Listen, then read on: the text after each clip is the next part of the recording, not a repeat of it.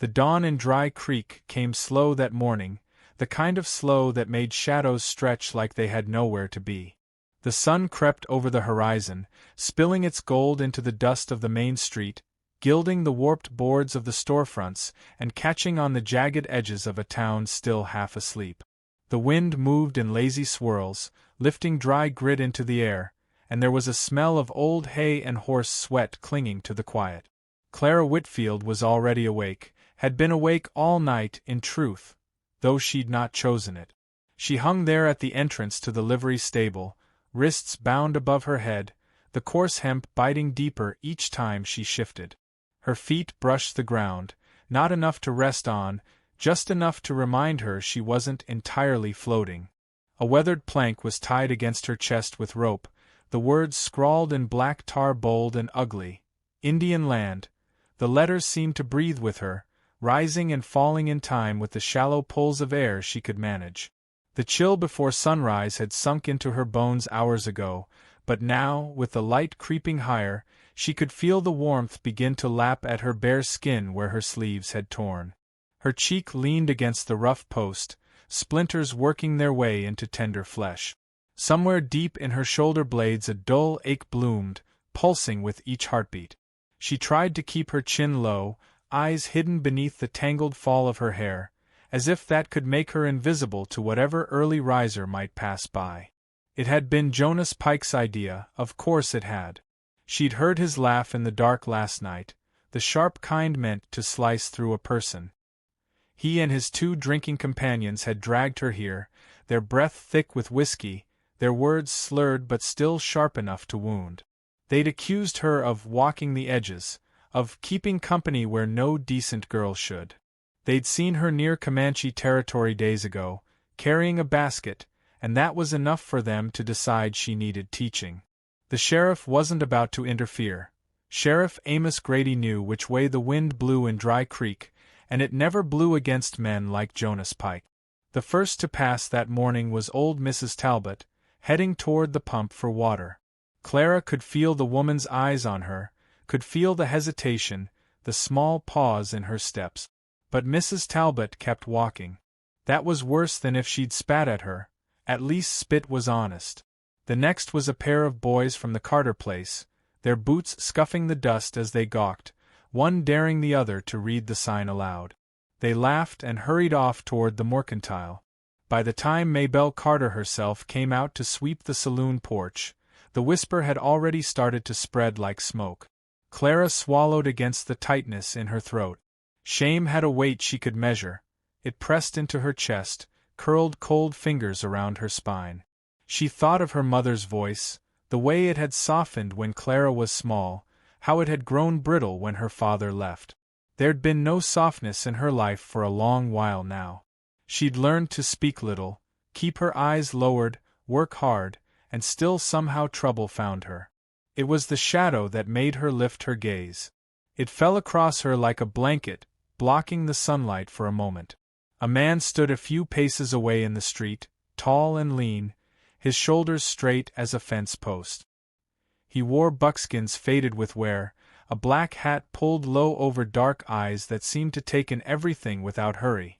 The wind brushed his hair across his cheek, and for a heartbeat Clara couldn't place what she felt: relief, fear, something else entirely. Dakota Black Elk had been seen in town before, but rarely. Some said he'd lost his whole family in a raid years back. Others said he'd simply walked away from his people to live alone in the hills.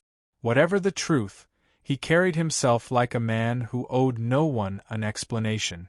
And now he stood looking at her, not the way others had, no smirk, no pity, no curiosity, just a steady, even gaze, as if measuring the situation against something he kept inside. The street had gone quieter. Maybelle had paused her sweeping. A couple of men at the saloon door leaned on the frame, watching. Someone muttered, "Not his business," and another answered, "He'll make it his if you're not careful." But Dakota moved forward anyway, each step unhurried, the dust curling away from his boot. When he reached her, he didn't speak. His hands rose, strong and sure, working at the knots in the rope. They were tight, the fibers swollen from the damp night air, but he didn't yank or jerk. He loosened them with patience, his fingers finding their way through each loop until it slackened. The blood rushed back into her hands, tingling sharp enough to bring tears to her eyes. He caught her as she stumbled, his arm firm against her back. He lifted the plank from around her neck and let it drop to the dirt without ceremony. When she looked up at him, she saw no triumph, no need for thanks. There was only that same unreadable calm. She found her voice, though it was little more than a rasp. "Why?" He glanced toward the saloon, then back at her. "No one should be left like that." His words were quiet, not for them, but for her alone. Then he stepped away, turning back toward the edge of town. She thought for a moment to call after him, but something in the set of his shoulders told her he wasn't a man who lingered once his purpose was met. Behind her, she heard Maybelle's voice cut through the stillness, pitched low but meant to carry. "Well, maybe the rumors are true after all." Laughter followed, and Clara felt it land on her like the dust settling from the street. Yet, mixed with the sting, there was something else, something that steadied her. It wasn't just that he'd cut her down. It was the way he'd looked at her without looking through her, the way his hands had worked the rope like it mattered, like she mattered. It was a strange, quiet thing, but it reached deeper than she'd expected. As she brushed the dirt from her skirt and straightened her sleeves, the ache in her shoulders seemed a little less sharp. The sun was higher now, throwing light into the corners where the night had clung. She stepped away from the post, her wrists still tender, but her stride steady. She didn't know if she would see him again. Still, the image of him standing there, shadow falling across her, stayed with her as she walked, a presence she could carry even when the whispers followed. And for the first time in longer than she could remember, she thought maybe tomorrow might rise for her too, and not just for the world around her. The days after the livery stable passed with the slow ache of a bruise. Clara kept to the upper room above the seamstress shop, where the scent of cotton and dye clung to the boards. She moved through her tasks with a deliberate quiet, aware of every footstep in the street below, every voice drifting up from the boardwalk. The whispers had not faded. They slipped under doors and through cracks in the wall. Indian's girl, they said, with that half-smile tone that cut sharper than open mockery. She told herself she didn't care, but she still woke at night with the phantom bite of rope around her wrists and the memory of eyes that had looked at her as if she were worth untying. Dakota did not appear again right away. Once she saw him in the distance, trading a bundle of pelts for a small sack of flour. He did not come near, and she did not step closer, but later, when she returned to her room, there was a cloth bundle on the porch, a heel of bread, a strip of dried meat, and a twist of wild sage. She did not eat at once. She held the bread in her lap for a long while, as if trying to understand the shape of a gift that came without demand or debt. By the third evening, the air had turned sharp with the promise of rain. Clara walked home from the pump with a bucket in hand, the sky low and red at the horizon. She heard him before she saw him, Jonas Pike's voice, that familiar jeer curling through the wind. He stepped from the side of the mercantile, boots grinding gravel, eyes narrowed in the dim light. "Well, if it ain't the little squaw lover," he said, his tone dripping mockery. He moved toward her with the easy swagger of a man certain no one would stop him. Funny thing, how a girl can't seem to learn her place. Clara set the bucket down slowly, the handle creaking in her grip. "Better a Comanche's friend than a coward's property," she answered.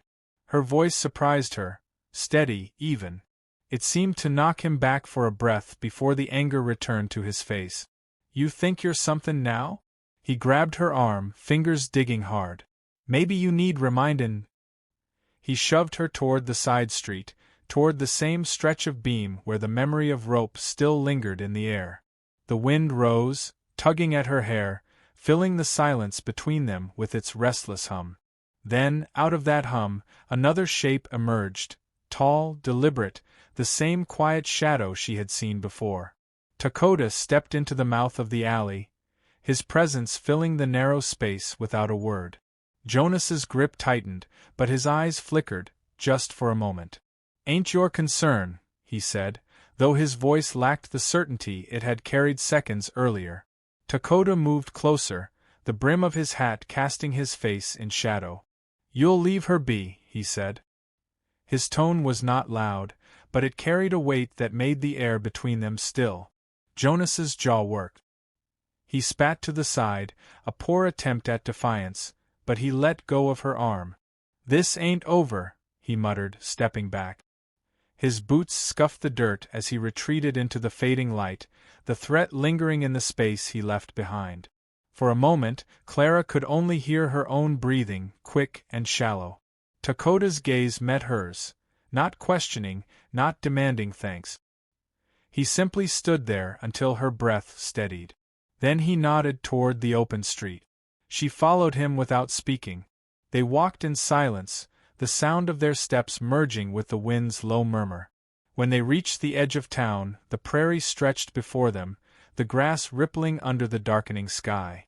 The scent of approaching rain was rich and clean, carrying the promise of something new. "You didn't have to," she said finally, her voice softer now. He looked toward the horizon. "Maybe not." His eyes shifted back to hers. "But I know what it is to be left standing with no one beside you." The words landed deep, not because of what they explained, but because of the truth she felt in them. She thought of the nights she'd spent alone in her room, listening to the gossip seep through the walls, and realized he spoke not as a rescuer but as someone who understood. The first drops of rain began to fall, cool against her skin. They did not hurry, though the clouds pressed lower. His hand brushed hers once, not in possession, not in accident, but in a way that steadied her steps as the wind pulled at their clothes. She felt the ground beneath her, solid and hers, and for the first time, the whispers seemed far away. When they parted, there were no promises. He turned toward the hills, his figure soon swallowed by the silver curtain of rain. She stood watching until the last outline of him faded. That night, she sat by her window, listening to the steady drumming on the roof. She thought of the livery stable, of the plank sign against her chest, of the weight of humiliation pressing her down. And she thought of the shadow that had stepped into the street, twice now, to untie her, not just from rope, but from the certainty that no one would stand beside her. Some folks measure salvation by the size of the gesture, by the thunder it makes when it arrives. But salvation can come quieter than that. It can come in the way a knot loosens beneath steady hands, or in the few words that make a man back away. It can come in a shadow that cuts the wind between you and harm, in a steady gaze that says you still belong here. She leaned her head against the cool glass and closed her eyes, letting the rain's rhythm carry her. In the morning, she would walk into town with her chin high. The whispers would still be there, but so would she. And she had learned, slowly, surely, that sometimes that was enough.